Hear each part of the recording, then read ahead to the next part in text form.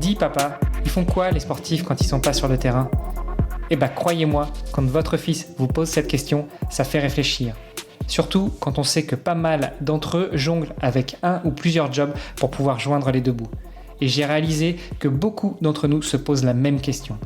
C'est pour ça qu'il y a quelques années, j'ai décidé de lancer le podcast Dans les vestiaires pour plonger dans cette double vie. Parce que derrière chaque athlète, il y a une histoire et parfois un autre métier.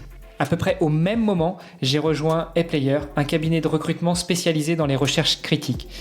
Alors moi, je suis recruteur tech et avec mon associé, on aide les entreprises à trouver les perles rares, mais on accompagne aussi les entités qui veulent définir ou redéfinir une politique de recrutement. Et je peux vous dire que des sportifs de haut niveau, croisés au gré de nos chasses de candidats, on en a vu un sacré paquet. Et oui, parce que, encore une fois, vivre de son sport n'est pas si facile quand on n'est pas installé au plus haut des podiums depuis des années. Et encore, comme une marque bien installée, il faut y rester et se réinventer sans cesse. Du coup, à travers les histoires inspirantes de mes invités, je vous propose de découvrir comment on peut répondre à nos enfants qui se demandent encore ce que font toute la journée ces sportifs de haut niveau. Parce que oui, entre sport et entrepreneuriat, il y a beaucoup de points communs. Et avec les JO de Paris qui approchent, c'était le moment de redonner vie à ce podcast. Alors restez après l'épisode, je vous donne tous les détails sur notre invité et je vous invite à aller voir la page sur le site vestiaire.org pour pouvoir le soutenir dans ses projets. Allez, c'est parti pour un nouvel épisode. Salut les sportifs, c'est Armano et je suis très heureux de vous recevoir aujourd'hui pour un nouvel épisode du podcast Dans les vestiaires. On a la chance avec mon invité d'être accueilli dans les locaux de Imagine for Margot, une association qui lutte contre le cancer des enfants, que j'ai soutenu dans la collecte de fonds pendant mon défi cet été. Mais bon, on n'est pas là pour ça, on est là pour parler avec mon invité que je salue en utilisant le titre de Maître. Bonjour Maître. Bonjour monsieur, salut Armano, merci de m'inviter. Alors j'ai pas dit ton nom, Alban Benasser, c'est ça? J'ai Exactement, t'as tout bon. Alors voilà, je t'ai interpellé par ton titre, maître, ce qui veut dire que tu es avocat. Tu vas rentrer un peu plus dans les détails avec nous de cela. Ce que je te propose déjà, c'est de te présenter. Dis-nous tout, qui est Alban Benasser? Alban Benasser est un avocat au barreau de Paris qui pratique essentiellement le droit du sport. Que te dire de plus, j'ai 44 ans. Célibataire, sans enfant, je sais pas s'il faut le dire ça. Tu dis ce que tu veux, voilà, c'est ton podcast. Je dis ce que je veux, donc avocat principalement en droit du sport. Et pourquoi en droit du sport ? Parce que j'ai toujours été un passionné de sport, j'ai pratiqué principalement la boxe, on va peut-être en parler tout à l'heure, la boxe anglaise. Je précise, et donc tout naturellement je me suis dirigé vers une clientèle d'acteurs du sport, comme j'aime à dire, au sens large, et donc je pratique aujourd'hui, j'ai toujours un pied sur le terrain en tant que président bénévole de club, et un pied dans les prétoires en tant qu'avocat. Donc un pied sur le ring et un pied dans les prétoires. Exactement, et il y a toujours une opposition, donc on peut trouver des parallèles qui sont intéressants par rapport à ça. Alors avocat du sport, ça veut dire quoi en fait ? Il y a des conflits dans le sport ? Alors il y a des conflits dans le sport, étonnamment, tu vois, tout n'est pas un long fleuve tranquille. Mais ça veut dire surtout que mon activité dominante, elle va concerner le droit du sport qui est codifié, en tout cas en France par le Code du sport, et puis des acteurs du sport au sens large avec des problématiques qu'ils peuvent rencontrer, droit du travail, droit fiscal. Donc si tu veux, le droit du sport, comme j'aime à dire, c'est un droit un petit peu sectoriel, c'est-à-dire qu'il va concerner les sportifs, mais pas que. Et puis on a d'autres matières juridiques qui vont venir irriguer le secteur sportif, qui sont le social, le fiscal, la propriété intellectuelle, etc., etc.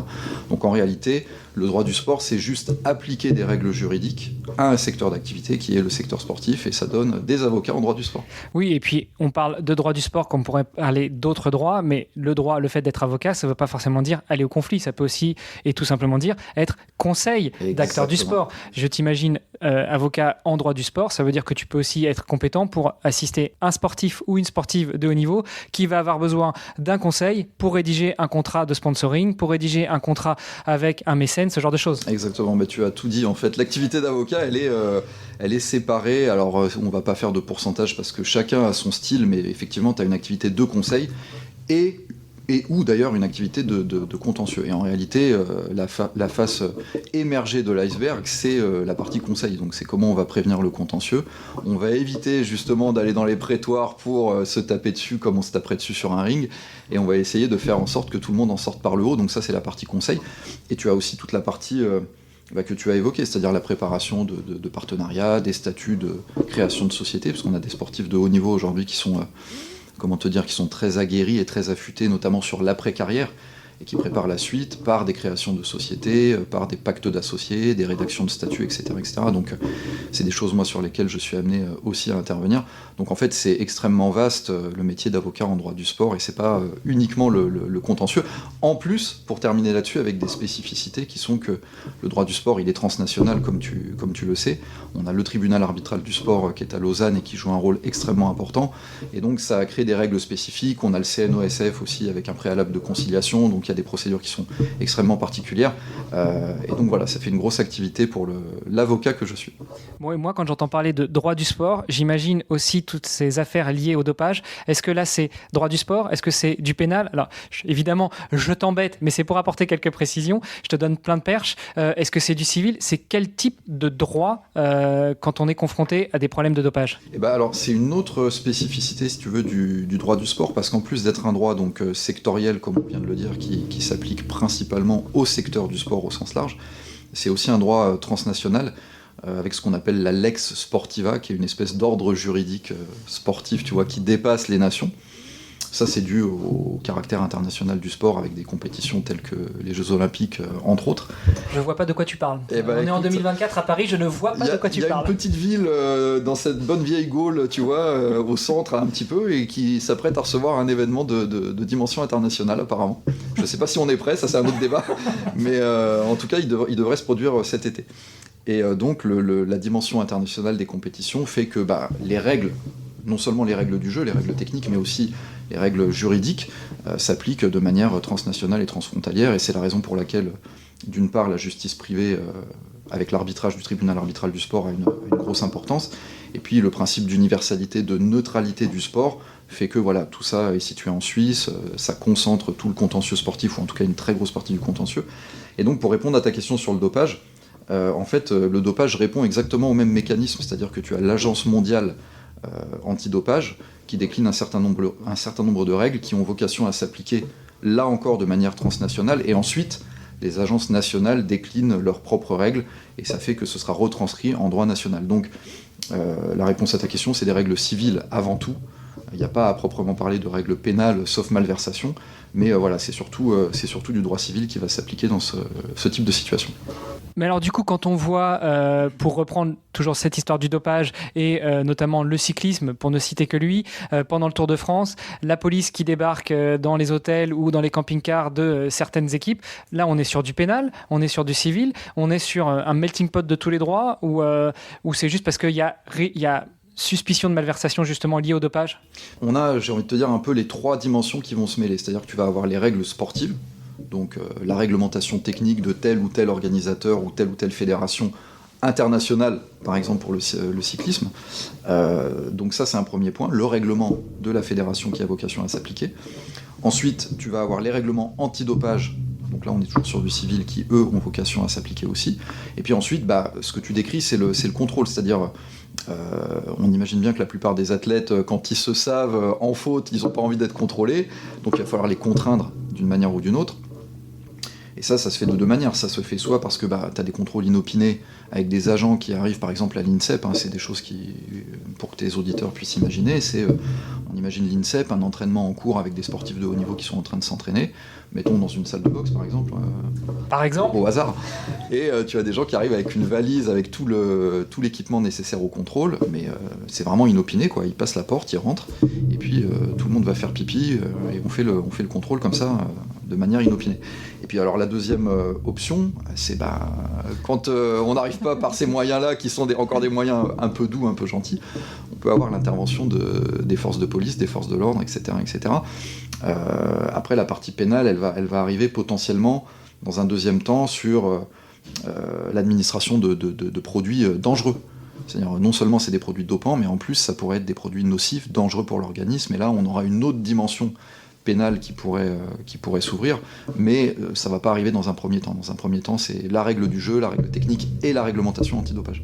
Bon, écoute, je pense qu'on a fait un bon tour là-dessus.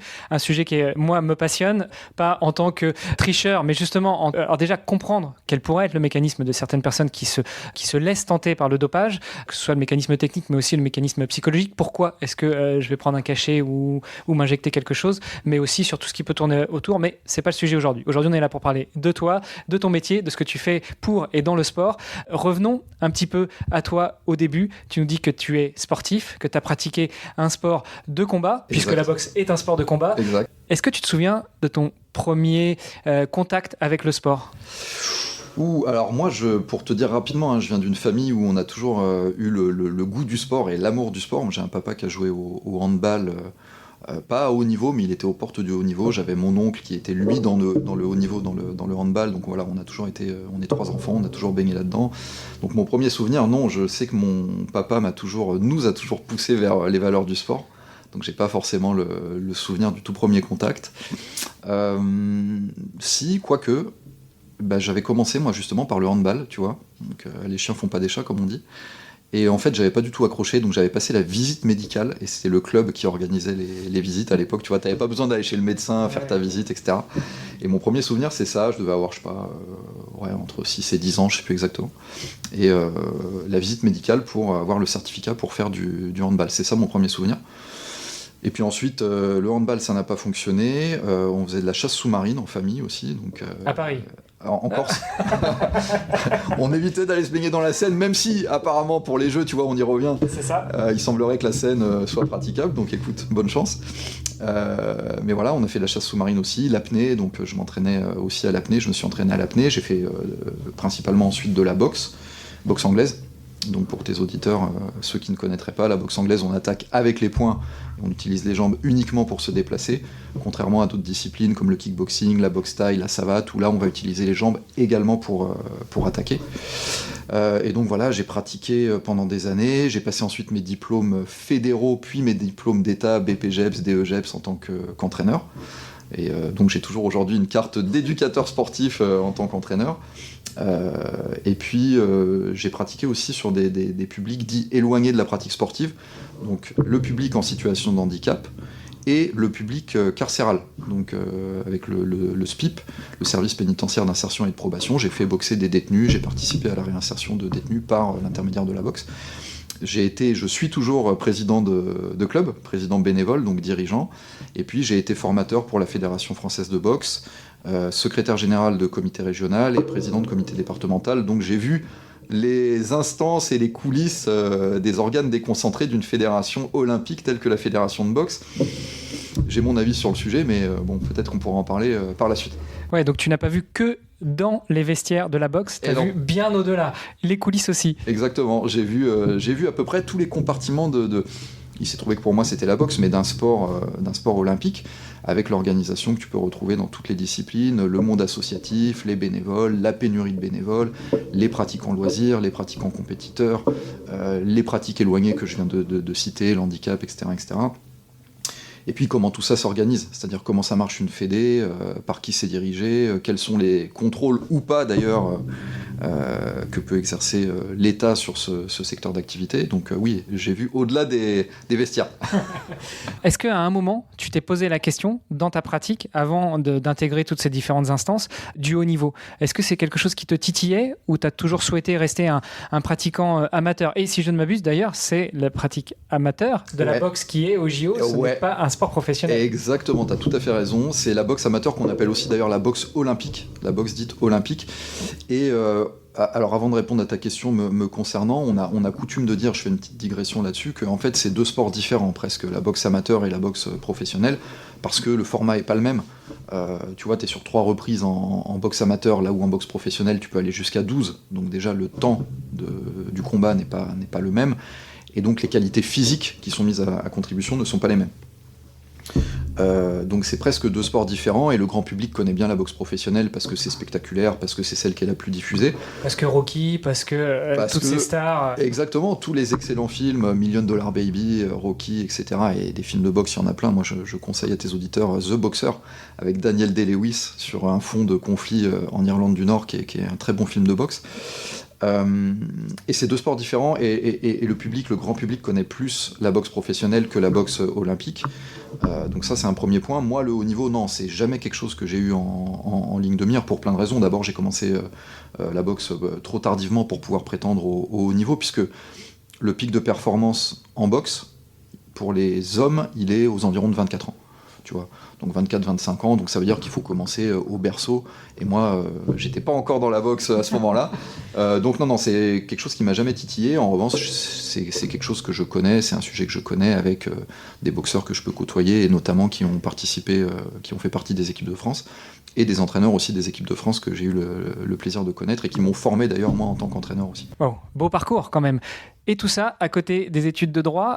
Le droit, un peu comme d'autres disciplines, c'est quand même un sport de haut niveau, non ? Alors oui, c'est un sport de haut niveau, parce qu'il y a des exigences et des qualités qui sont indispensables.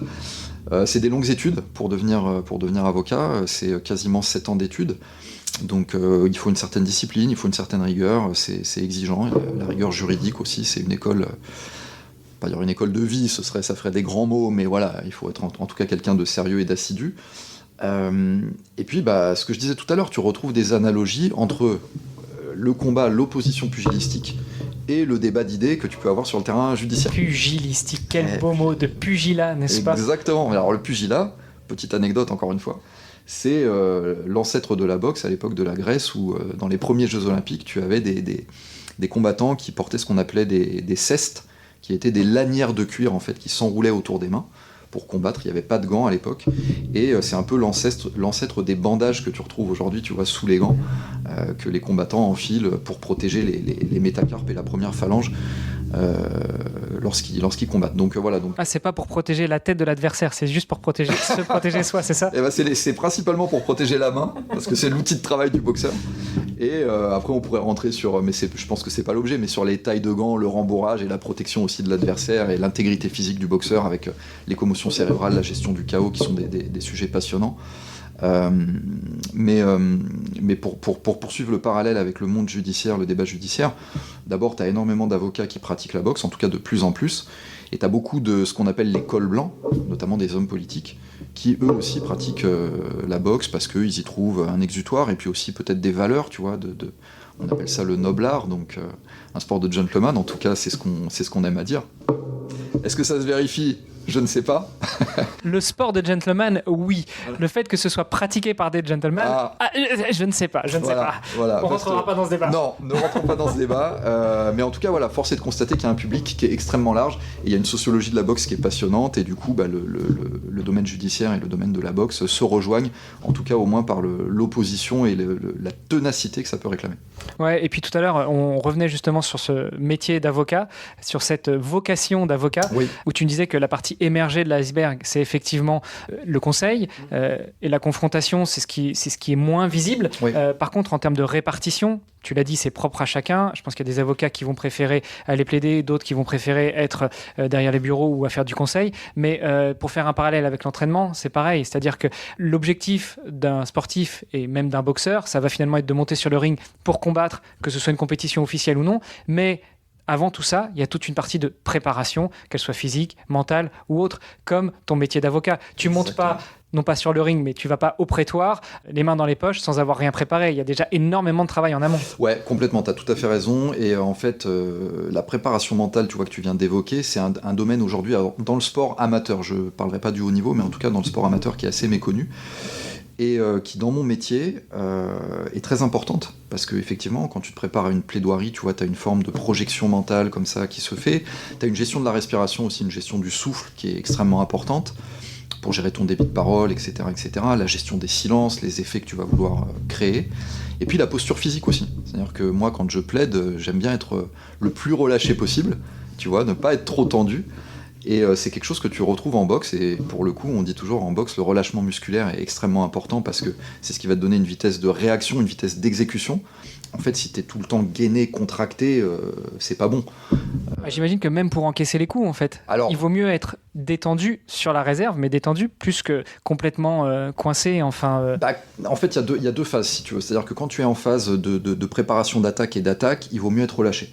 Quand tu es en phase de défense, surtout quand tu encaisses et que tu fais ce qu'on appelle des blocages, des parades bloquées, il vaut mieux avoir un bon gainage, une bonne ceinture abdominale, parce qu'il faut rester solide quand les coups sont portés, et il faut les encaisser.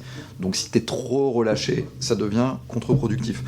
En revanche, ce qu'il faut, c'est accompagner le coup, c'est-à-dire que non seulement tu le reçois, tu le bloques, mais il ne faut pas le bloquer comme si tu étais un mur, en fait. Il faut réussir à le prendre, comme on dit, prendre le coup, pour pouvoir ensuite avoir une réaction et pouvoir préparer, si tu es en état, préparer une contre-attaque derrière. Donc tu as tout à fait raison, il y a des analogies en termes de préparation physique, en termes de préparation mentale, à la fois dans la boxe, le sport en général, et puis le métier d'avocat également.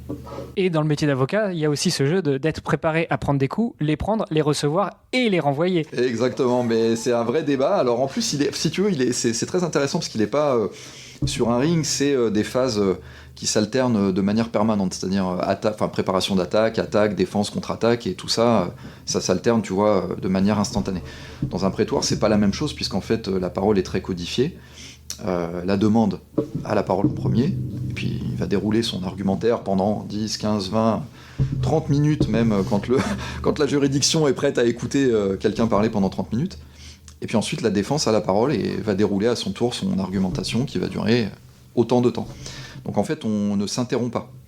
Et certains aiment le faire. Moi, c'est pas mon style. Je pense que, de manière générale, aujourd'hui, dans le débat, politique, médiatique ou autre, on a trop de gens qui font du bruit, qui se coupent la parole, tu vois, qui hurlent. Et c'est très désagréable, ça rend les choses inaudibles et ça donne pas plus de force au discours. Objection maintenant, je te laisse continuer. Voilà, je sais que ça, on le fait pas en France. Hein. Objection, ça n'existe pas. Mais du coup, voilà, je pense que l'opposition qu'on a sur le terrain judiciaire, elle est beaucoup plus, même si elle est musclée, elle est beaucoup plus codifiée et moins dans l'instantanéité que ce qu'on peut trouver dans les sports de combat et dans d'autres sports. Ouais. Malgré tout, l'un nourrit l'autre et l'autre nourrit l'un aussi. Qu'est-ce que toi, en tant que pratiquant, tu y trouves justement comme parallèle, hormis ce qu'on vient d'évoquer, mais qu'est-ce que tu trouves qui va nourrir ton métier d'avocat, ta pratique quand tu vas au prétoire, quand tu vas plaider dans la boxe, et inversement, qu'est-ce que ce métier d'avocat apporte dans ta pratique de boxeur ? Alors, moi, ce que la boxe m'a apporté, c'est le goût du dépassement de soi, et puis surtout une maîtrise de moi-même. Et ça, dans mon métier, j'en ai besoin au quotidien. C'est-à-dire maîtriser les émotions, savoir se maîtriser, c'est extrêmement important parce qu'on fait un métier qui est stressant. Et du coup, si tu maîtrises pas tes émotions, ça devient très vite compliqué. Et puis le deuxième parallèle qu'on peut faire, c'est qu'on a un principe essentiel de la profession d'avocat, qui est le principe d'humanité. Ça fait partie de nos 5 principes essentiels de la profession. Et la boxe, je trouve, est un vecteur d'humanité. C'est-à-dire que, la boxe et le sport en général, c'est-à-dire que quand tu es dans une pratique sportive, on est tous réunis, et puis tu vois, il n'y a plus de catégories sociales, en tout cas elles sont moins visibles peut-être que dans d'autres circonstances, il n'y a plus de distinction de religion ou autre, hein, tu vois. De couleur, d'origine, de race, de tout ce qu'on veut.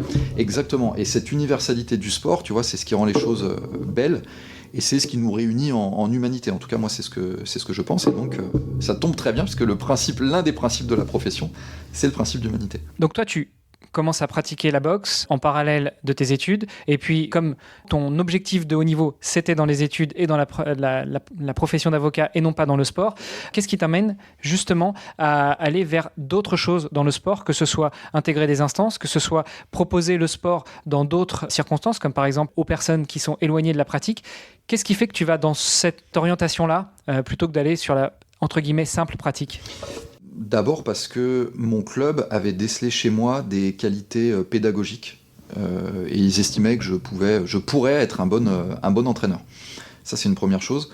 Ensuite, mon tempérament. Voilà, je te parlais d'humanité. Je suis plutôt quelqu'un de sociable, qui va vers les autres, qui aime échanger, et puis surtout d'altruiste. Tu vois, j'aime bien aider les gens. Alors, encore une fois, je suis pas l'abbé Pierre, hein, mais à mon petit niveau et à ma manière et sans prétention. Tu n'es pas l'abbé Pierre, tu es l'abbé Nasser, c'est ça ? Oh, pas mal.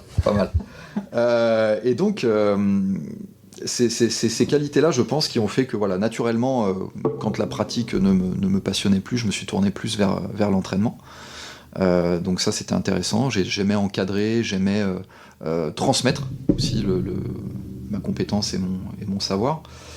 Et puis ensuite, si tu veux, tu te prends au jeu, c'est-à-dire que les choses se font sans que tu y réfléchisses vraiment, tu vois. C'est des opportunités qui se présentent à toi, mais c'est pas des choix volontaires que tu fais.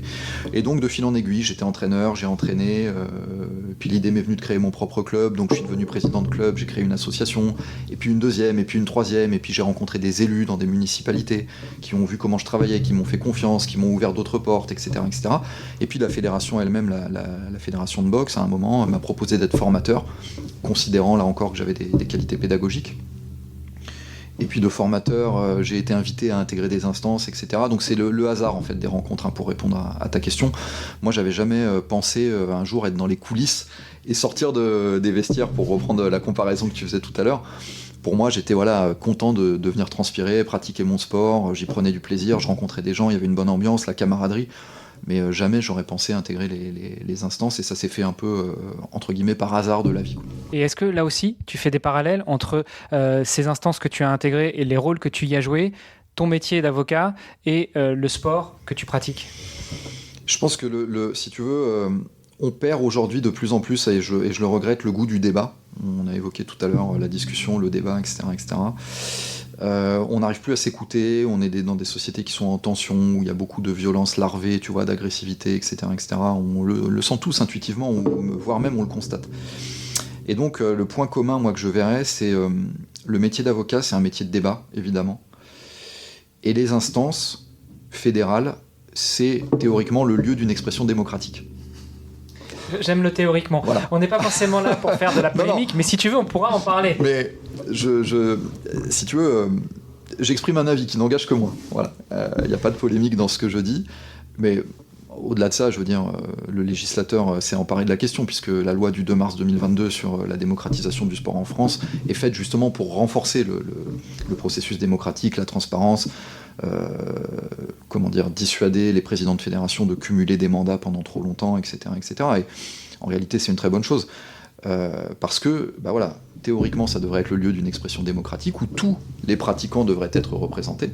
Et depuis le 1er janvier 2024, nous avons les commissions des athlètes de haut niveau au sein des fédérations. Donc les fédérations ont l'obligation aujourd'hui, en leur sein, d'avoir une commission des athlètes de haut niveau. Parce que c'est une aberration, je veux dire, tu connais le rôle des athlètes de haut niveau dans la pratique sportive.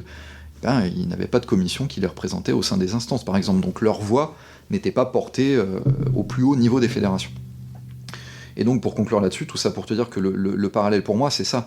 C'est vraiment le débat d'idées, c'est vraiment l'échange et l'expression d'une forme finalement de démocratie qu'on devrait avoir partout, y compris dans le sport. Ouais, pour jouer encore un petit peu sur les mots, ça va en opposition avec cette fameuse dictature du sport où finalement c'est normalement le plus fort qui gagne, n'est-ce pas ? Mais ça reste non pas dictatural, mais je trouve plus mes mots, mais démocratique le sport. Oui, alors c'est le plus fort. Je vais nuancer ce que tu viens de dire si tu me le permets. C'est le meilleur qui gagne. C'est pas forcément toujours le plus fort. Et puis c'est le meilleur à l'instant T, qui n'est pas forcément le meilleur qu'hier ou que demain. Exactement. Voilà, on se rejoint là-dessus. Et puis en plus, il y a des disciplines où les qualités de force, au sens anatomique et biomécanique du terme, ne sont pas forcément les plus importantes. Tu vois, il y a des disciplines où tu peux être très bon sans avoir une force physique incroyable. Et on peut penser aux échecs, on peut penser à l'e-sport. C'est pas parce que tu vas taper plus fort sur ta manette de jeu que tu vas être meilleur que ta voisine ou que ton voisin. Aux échecs, c'est pas parce que tu écrases la pièce que tu vas pouvoir écraser, au sens figuré du terme, ton adversaire. Complètement, tu as tout à fait raison. Donc voilà, donc il y a des nuances là-dessus. Mais oui, et puis l'expression démocratique, évidemment, elle est extrêmement importante et ça évite, comme tu dis, qu'on ait seulement l'expression du plus fort ou du plus bruyant qui soit amené à s'exprimer et que finalement chacun puisse avoir son mot à dire. Et même d'ailleurs je fais une petite digression rapide là-dessus, mais dans l'expression des clubs, tu vois, c'est-à-dire que l'élection des présidents de fédération, aujourd'hui, on a une diversité d'une fédération à l'autre, alors qu'en réalité, il faudrait que les clubs puissent voter de manière directe. Et là encore, le législateur s'est emparé du sujet. Et dans l'avenir, c'est ce qui devrait se produire avec une représentation directe des clubs au moment des élections. Alors, pour faire une petite digression sur le début de cet épisode, quand le législateur s'empare de ces sujets-là, on est sur du droit du sport ou on est sur un autre type de droit ? On est sur du droit du sport parce que de facto, ça va toucher la sphère sportive. Et la plupart du temps, ce sera codifié d'ailleurs dans le code du sport. Mais si tu veux, le rôle du législateur, il vient de la Constitution, de l'article 34 de notre Constitution, qui définit le domaine de compétence du législateur.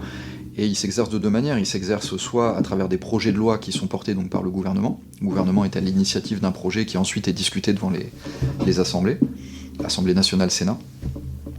Ou, deuxième façon, la proposition qui est l'émanation d'un parlementaire qui, lui, va proposer, alors souvent c'est des effets de communication, mais pas que, il y a des gens qui portent des convictions, et tant mieux, et qui va proposer donc une loi et qui sera également débattue devant les assemblées, et pour ensuite peut-être être promulguée. Puis on élude aussi tout ce qui descend de l'Europe, mais bon, dans tous les cas, si c'est un règlement européen, après ça doit être transcrit dans le droit national, donc dans tous les cas ça vient de l'État. La pratique, les études, l'intégration dans des nouvelles instances. Tu parlais tout à l'heure des sportives et des sportifs de haut niveau. L'essence même de ce podcast, c'est de savoir comment est-ce qu'on vit de et par sa passion. Toi, on l'aura compris que tu vis de et par tes passions. Mais pour un jeune, une jeune qui nous écoute, est-ce que le noble art est un sport rémunérateur ? Est-ce qu'on peut en vivre sans être le champion du monde ? Alors, le noble art, je ne sais plus qui disait ça, il y a de l'argent dans la boxe, mais pas pour les boxeurs. Je ne sais plus qui a dit ça. C'est un peu partout pareil dans tous les sports. Ouais, j'ai l'impression. À une autre échelle, dans le foot, il y a de l'argent pour le sport, pas forcément pour les joueurs, autant que pour les instances. Ouais, complètement. Alors, le truc, si tu veux, c'est que la boxe... Il y a deux choses, il y a deux phénomènes. En fait, c'est un sport où le statut professionnel, le boxeur professionnel n'a de professionnel que le nom, sauf exception, si tu es Tony Yoka, Nordine Oubaali, Souleymane Sissoko, je leur rends hommage d'ailleurs, excellent boxeur. J'espère que vous écouterez ce podcast, les gars. J'espère que Tony, tu nous écoutes. Mais du coup, voilà, si tu es ce genre de boxeur professionnel, évidemment, oui, tu peux gagner ta vie à travers la boxe. Mais ça, c'est encore une fois... c'est pour le coup la partie immergée de l'iceberg. À côté de ça, tu as plus de 300 boxeurs professionnels licenciés aujourd'hui en France, et t'en as 95% qui vivent pas de leur pratique pugilistique, encore une fois. Donc c'est très difficile de vivre de la boxe quand tu es un boxeur professionnel, et au-delà de ça, parce qu'il n'y a pas de véritable statut protecteur du boxeur professionnel. Je rappelle que le sportif professionnel, au sens de la convention collective du sport, c'est celui qui exerce une activité sportive contre rémunération dans un lien de subordination avec soit une association sportive, soit une société sportive. Donc, en d'autres termes, c'est pas le sportif ou la sportive qui est financé par des partenaires ou des sponsors, c'est celle ou celui qui sont financés par le club ou la fédération. Exactement. Le sens premier du sportif professionnel, c'est celui que tu viens de rappeler. Et donc dans le football, on a de véritables footballeurs professionnels qui sont salariés par des clubs et avec des montants qu'on connaît. Chose qui n'existe pas dans la boxe. Le boxeur professionnel, aujourd'hui, il est, dans le meilleur des cas, auto-entrepreneur, et il touche quelques bourses quand il fait 2 combats dans l'année, voire 3, c'est déjà beaucoup. Donc c'est très difficile. Le boxeur amateur, on n'en parle même pas, parce que lui, il est sportif de haut niveau, mais pas sportif professionnel. La distinction que tu connais entre le statut administratif de sportif de haut niveau et le statut juridique de sportif professionnel. Donc quand tu es dans le haut niveau, ça ne veut pas dire pour autant que tu es un professionnel. Et donc le boxeur... Et inversement, quand tu es professionnel, ça ne veut pas forcément dire que tu es sportif de haut niveau. Absolument. Et ça veut dire que, de manière très concrète, le sportif de haut niveau, boxeur ou autre, en fait, il ne vit pas de sa pratique sportive de manière, en tout cas pas de manière directe. Après, il peut aller faire du coaching, tu vois, certains sont très ingénieux et très débrouillards et ils arrivent à développer des moyens de vivre de leur passion, mais pas de la pratique directe de leur sport, en tout cas pas pour les amateurs et pour les sportifs de haut niveau. Oui, tout à l'heure, on avait ce débat entre le meilleur, le plus fort et autres. C'est aussi tellement vrai dans la recherche de financement. Souvent, ceux qui, dans beaucoup de sports, sont mieux rémunérés, ne sont pas forcément les plus forts ou les meilleurs. Ce sont ceux qui sont, et pour le coup, j'emploie le terme plus forts dans la communication, dans la création de communauté, dans l'engagement de gens qui vont les soutenir, que ce soit avec des bisous, des câlins, de l'argent, des messages, enfin, tout ce qui va leur permettre de vivre, et pas uniquement mentalement, mais aussi de façon pécuniaire. Exact. Et ça, c'est extrêmement intéressant parce que tu vois, la transition en boxe entre le monde amateur et le monde professionnel, elle implique de comprendre tout ça. Ça s'applique, je pense, d'ailleurs à d'autres sports. C'est-à-dire que quand tu es un amateur, tu es dans un club, tu es encore dans un collectif.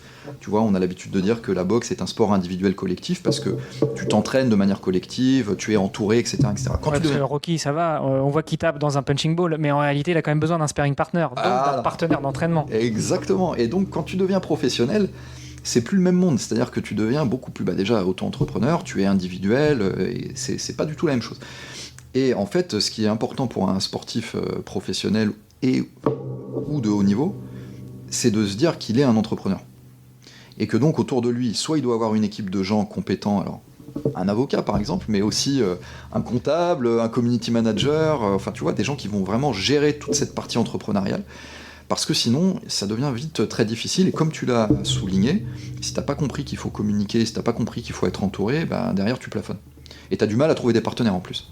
Oui, parce qu'on parle, on imagine, on pense souvent au staff d'une sportive ou d'un sportif, qu'il soit de haut niveau professionnel ou pas, mais dans le staff, il n'y a pas que des kinés, des prépas mentales, des médecins, des nutritionnistes, des diététiciens, des tout ce que tu veux. Il y a, et je pense que ça devrait être 50% du staff de la personne, du sportif ou de la sportive, la partie communication, le community manager, le social media manager, appelons-le comme on veut, mais la personne qui va s'occuper de communiquer sur l'image de notre sportif. Ouais, et tu as d'autant plus raison, c'est d'autant plus vrai qu'aujourd'hui, on le voit, enfin moi je le vois dans ma pratique d'avocat de manière quasi quotidienne, c'est-à-dire que tu as des sportifs qui préparent les jeux, mais pas que, enfin des sportifs de manière générale qui cherchent des partenaires. Et là, si tu veux, c'est vraiment deux mondes qui se télescopent. C'est-à-dire que le sportif, lui, comme on l'a dit en début de propos, il est dans sa pratique sportive depuis tout petit. Parce que pour performer, il faut que tu aies commencé au berceau. Donc lui, il est passionné de ça, tu vois. Il vit son sport à fond, il adore et tout. Et donc lui, il ne voit que par ça. Et il rencontre des partenaires potentiels qui sont, eux, des businessmen, des entrepreneurs, qui, eux, ils aiment bien le sport. Mais ils voient le retour, et la visibilité, l'audience, etc. Qu'est-ce que ça va leur donner ? La défiscalisation. La potentielle défiscalisation, quand on part sur des choses telles que le mécénat, notamment. Et donc, moi, je suis toujours un peu surpris, c'est-à-dire que quand tu as un sportif qui rencontre un potentiel partenaire, tu vois bien que c'est deux visions différentes qui ont du mal à se comprendre. Et rares sont les sportifs qui ont compris ça, tu vois. Parce que le partenaire va lui dire, vous êtes sur quels réseaux sociaux ? Vous êtes sur Instagram, vous avez combien de followers et tout. Il a besoin de savoir ça, tu vois. Et le sportif, il dit, non, mais moi, je suis un passionné, j'ai pas besoin de ça. Moi, mon truc, c'est le sport, tu vois. La gestion de l'image, c'est loin pour lui déjà. Et c'est dommage. Et ceux qui font la différence, en fait, c'est ceux qui arrivent à comprendre ça, que ce sont de véritables entrepreneurs. Ça n'empêche pas qu'ils sont passionnés.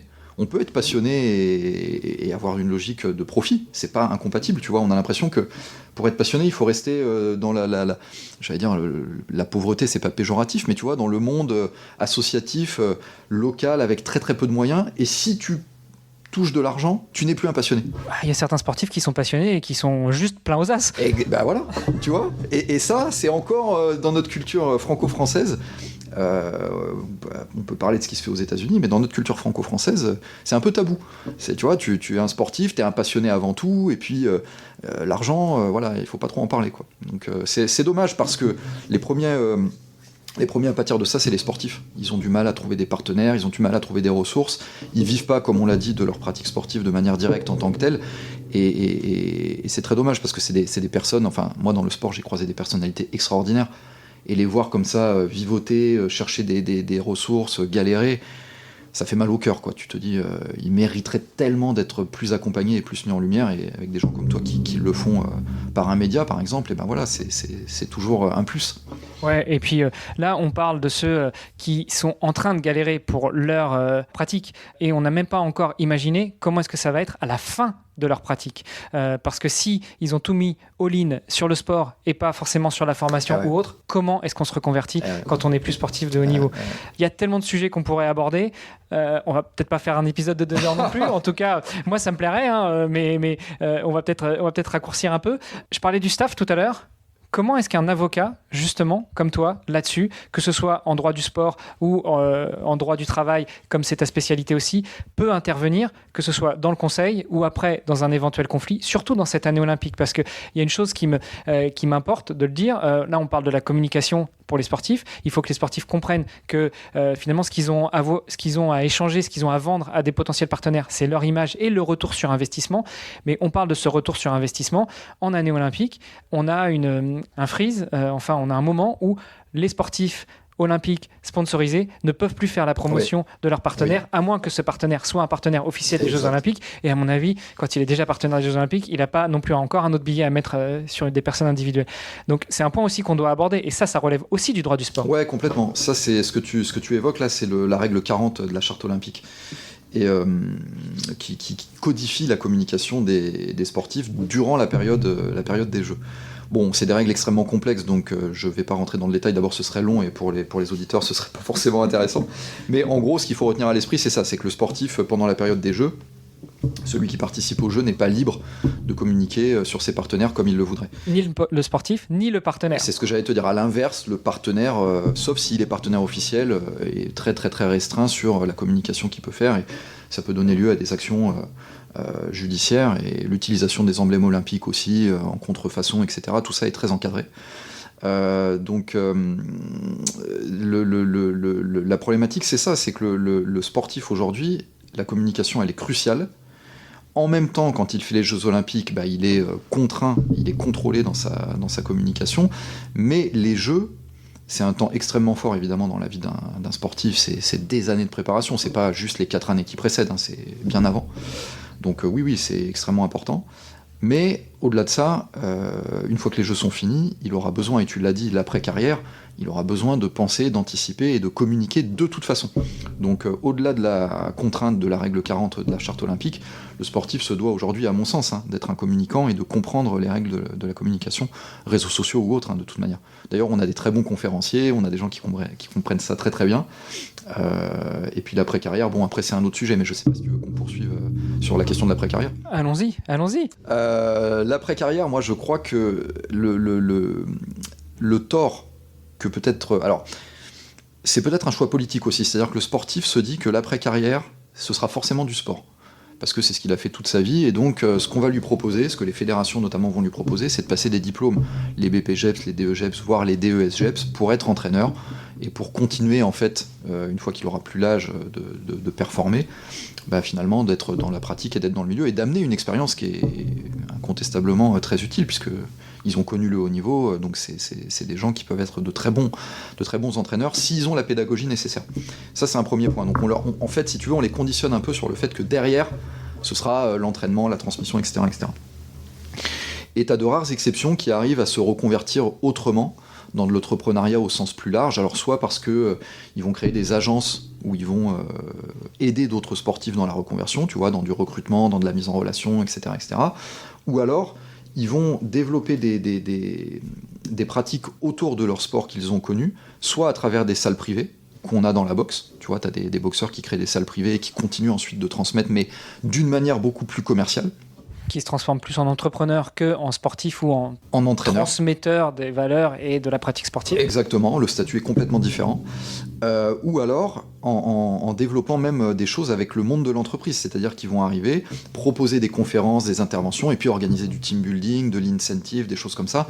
Et ça donne des choses extrêmement intéressantes, parce que on peut trouver des analogies entre l'entreprise et le monde du sport. Et puis tu as un dernier profil, qui va être celui qui va préparer déjà, en parallèle de son activité de haut niveau, un métier. Donc il est dans une entreprise comme un salarié lambda, il a ce qu'on appelle un contrat d'insertion professionnelle. Ça, c'est un dispositif aussi qui est très intéressant à comprendre, et qui fait qu'en fait le sportif va travailler comme un salarié lambda, avoir un aménagement de son temps de travail, donc il travaille dans une banque par exemple, et puis on lui permet d'aller s'entraîner, d'être mis à disposition de sa fédération pour les compétitions, les stages, les préparations, etc. etc.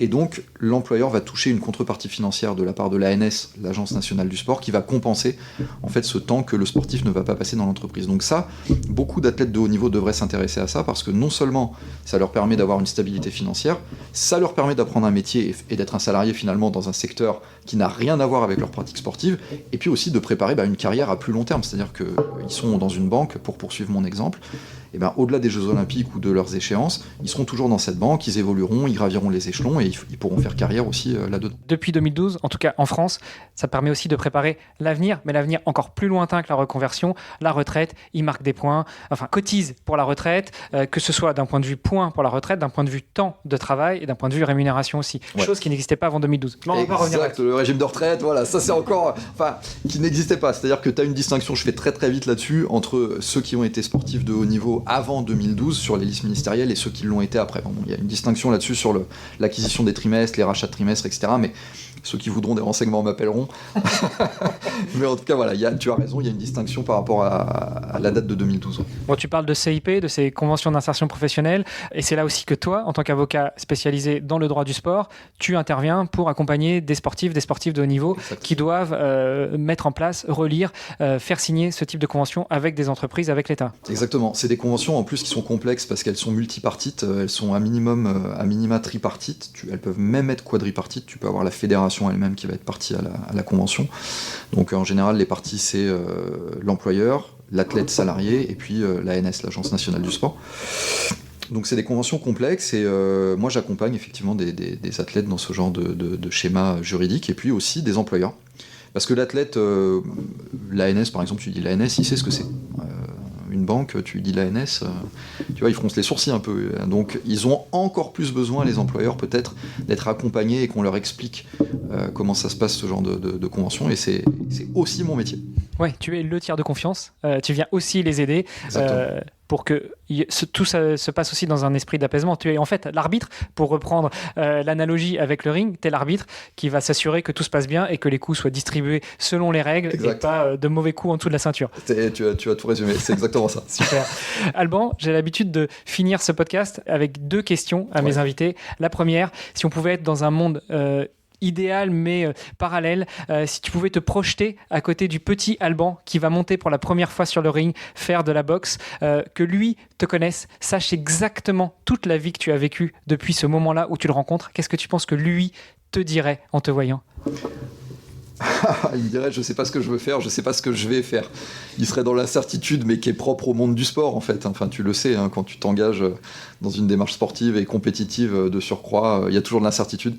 Donc, il aurait certainement cette inquiétude propre à l'enfance aussi et cette innocence en même temps.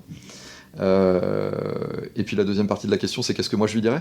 On peut rebondir là-dessus. Effectivement, qu'est-ce que toi tu lui dirais quand lui te dirait « Waouh, c'est génial ce que tu as fait, mais je sais pas ce que je vais faire, je sais pas comment je vais le faire ».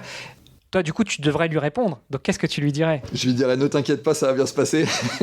et surtout, non, je lui dirais surtout, plus sérieusement, je lui dirais, ne lâche pas, lâche rien. C'est une école de la vie en général. Tous autant qu'on est, quand on a un projet, il faut travailler. J'allais dire charbonner pour reprendre un terme cher à certains, mais voilà, on n'a rien sans rien, le travail paye. Et il ne faut pas s'inquiéter, ça se passera bien et il faut continuer, voilà, il ne faut pas lâcher. Comme tu seras boxeur, tu vas prendre des coups, mais t'inquiète pas, tu pourras les rendre. Exactement, mais voilà, c'est une école de la vie, c'est un très beau sport, et la vie c'est ça, tu prends des coups, tu te relèves, il ne faut jamais lâcher. Parce que voilà, on n'en a qu'une, quoi, tu vois, je fais un peu de la philosophie, mais on est là pas longtemps et il faut se donner les moyens, il faut travailler. Et c'est ce que je fais moi aussi quand j'entraîne des enfants, et tu vois, aujourd'hui je suis encore dans les clubs et j'entraîne des petits, j'essaye de leur transmettre ça. Je pense qu'il y a un rôle éducatif dans le sport qui est très important. Et tu vois, je me dis, ta question, elle est géniale, parce que il m'arrive de me dire des fois, ces enfants-là, ces jeunes, si un jour, dans 5, 10, 15, 20 ans, ils repensent à moi, tu vois, ils ont une petite pensée, ils se diront, tiens, il m'a amené quelque chose, un petit truc, tu vois, dans ma vie de femme, dans ma vie d'homme, et ben c'est une mission accomplie. Top. Et pour terminer, tu es avocat spécialisé en droit du sport, avocat spécialisé en droit du travail. Si on a besoin, en tant qu'athlète, d'être accompagné par un avocat, si on est une entreprise, qu'on a besoin justement d'être accompagné dans la rédaction d'une CIP avec un athlète, où est-ce qu'on te rejoint, où est-ce qu'on te contacte, où est-ce qu'on te suit ? Parce que toi aussi, tu es créateur de contenu. Alors, en plus, je sais pas comment tu fais, je sais pas quand est-ce que tu dors, je sais pas quand est-ce que tu manges, mais toi aussi, tu fais des choses. Ouais, je fais pas mal de choses, je dors pas beaucoup. Alors, je vais apporter, si tu me le permets, une précision par rapport à ton propos, parce que La déontologie de la profession d'avocat fait qu'on ne peut pas dire qu'on est spécialisé si on ne détient pas un certificat de spécialisation. Donc, je ne suis pas spécialisé, toi tu as le droit de le dire, mais moi, je suis obligé de rectifier. Rétablis la vérité, maître. Voilà, monsieur, je suis obligé de dire que je ne suis pas spécialisé. J'exerce de manière dominante, j'ai une activité dominante, une pratique professionnelle dominante en droit du sport et en droit du travail. Et pour répondre à ta question, on peut me retrouver sur les réseaux sociaux, principalement LinkedIn. On peut me trouver sur YouTube avec une chaîne où, comme toi, j'interviewe des acteurs du sport qui s'appelle Stratégos Avocat, et on peut me contacter par téléphone. Je ne sais pas si j'ai le droit de donner le numéro. Ah, vas-y, t'es chez toi, hein, si t'as pas peur d'être spammé par les amoureux du sport qui nous écoutent. Ah bah si c'est que ça va, tout va bien. Ce sera 06 77 78 29 52 et je répondrai avec grand plaisir. Et bah dites que vous venez de la part du podcast Dans les Vestiaires. Alban, l'abbé Nasser vous traitera bien. Super, merci beaucoup. Merci beaucoup Alban, bonne continuation. Merci Hermano, merci à toi et à très bientôt. Ciao. Alors on est tous d'accord, chaque athlète a une histoire unique, tout comme Alban Benasser que vous venez d'entendre sur le podcast. Si son parcours vous a inspiré, eh bien rejoignez-nous sur les réseaux sociaux du podcast pour en discuter. Tous les liens sont dans les notes de l'épisode. Pour en découvrir davantage sur Alban et tous les autres sportifs du podcast et les soutenir dans leurs défis, eh bien visitez le site vestiaire.org. On a besoin de vous, chaque euro compte et 100% des dons sont directement reversés aux athlètes. Le podcast Dans les Vestiaires met en lumière ces héros du sport et ils ont besoin de votre soutien. Et le plus simple, c'est de partager leurs histoires pour les aider à briller sur la scène internationale. Et puis comme ça, tout le monde fera un peu partie de cette superbe aventure sportive et philanthropique. Partagez leurs épisodes, ça nous aide et ça les aide surtout eux. Allez, sportez-vous bien, entraînez-vous bien et on se retrouve bientôt pour un nouvel épisode. Salut les sportifs!